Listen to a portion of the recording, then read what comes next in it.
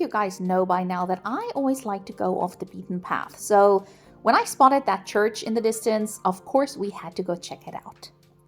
Look at the sky though. Are we gonna get stuck in a rainstorm? I see a kite. 2 kites. Do you think there's scallops in the woods? Of course not.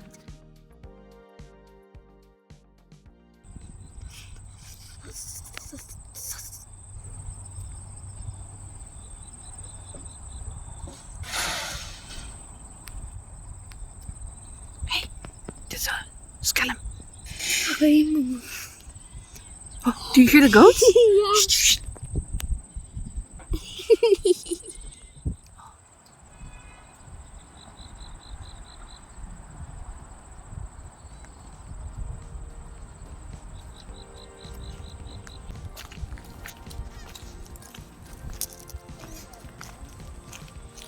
Hey, don't get lost in the bushes. Look at this child, fearless. I can hear the goats, but I cannot see them. Dale?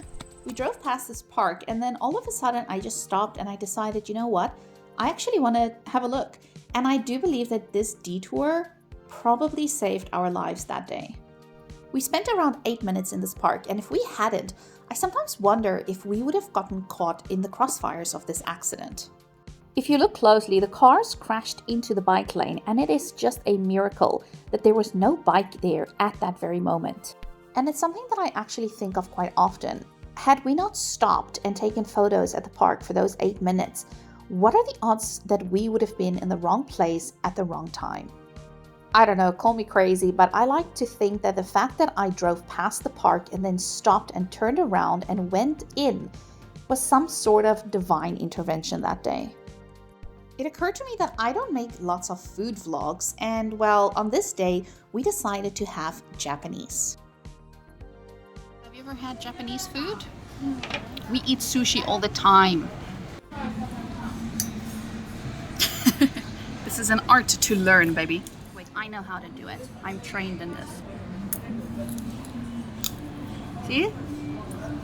Empty. It took me a long time to learn how to do this. I'm still not a pro, but pro enough.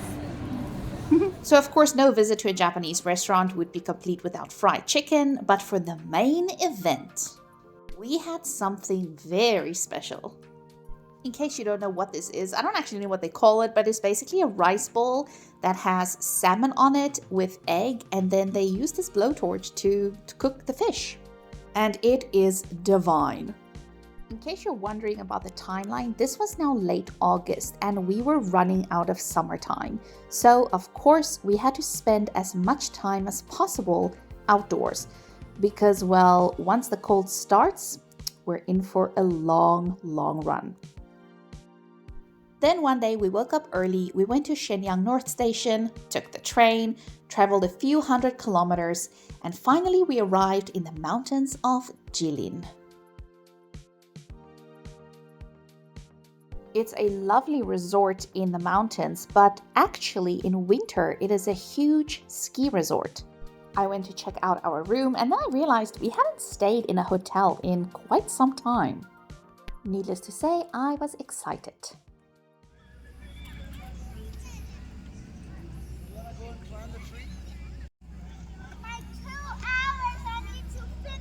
Oh my gosh, 2 hours! Wow!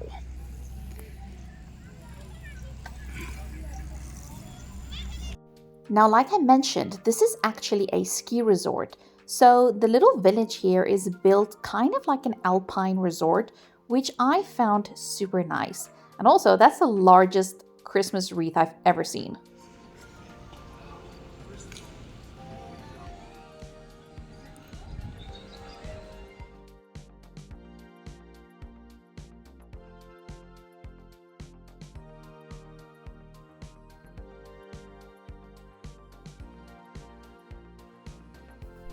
Now, of course, we're in the mountains, so at night the temperatures dropped significantly.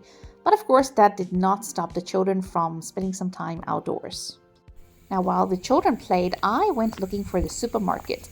And it was eerily quiet, but you guys know me already. I love spending time in the dark. In fact, the spookier, the better. The next day, two of my friends and I took the cable car up the mountain because, let's face it, we were never going to climb that. The last time I actually rode a cable car was to go up Stone Mountain in Atlanta, Georgia, in the United States. Now, of course, for the purposes of this video, I sped things up a bit, but it didn't take all that long until we reached the top.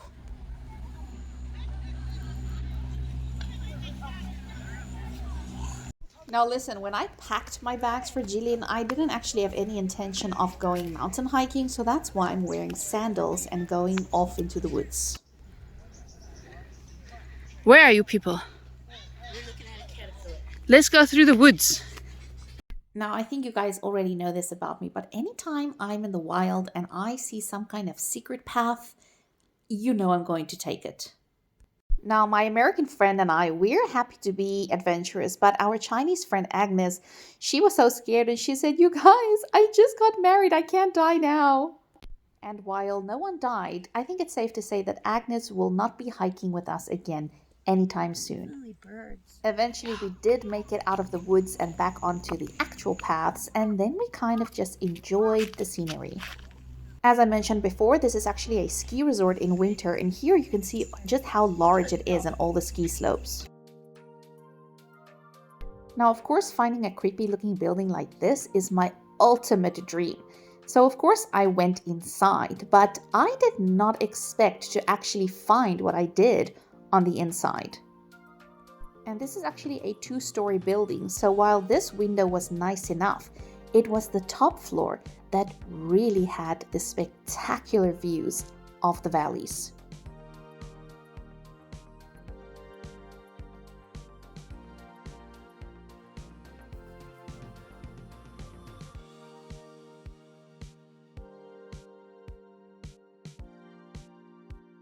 Humans have a tendency to prefer going right over left, even though it's an illogical preference due to linguistic bias. Even though it got really cold at night, it was still super hot during the daytime, and we had spent enough time in the heat on top of the mountain, so we headed downstairs for dinner. Soon after that, we headed back to the train station and made our way back to Shenyang. You came back. Oh, you taking a video? Or...